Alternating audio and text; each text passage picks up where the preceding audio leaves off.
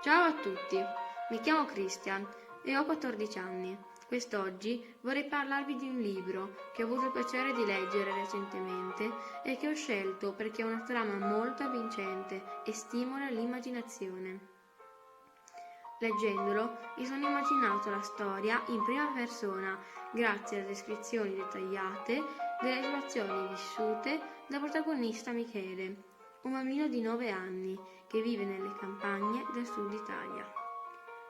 Il linguaggio è molto divertente e di conseguenza la lettura non è mai noiosa, anzi, più leggevo, più non vedevo l'ora di scoprire come sarebbe proseguita la storia.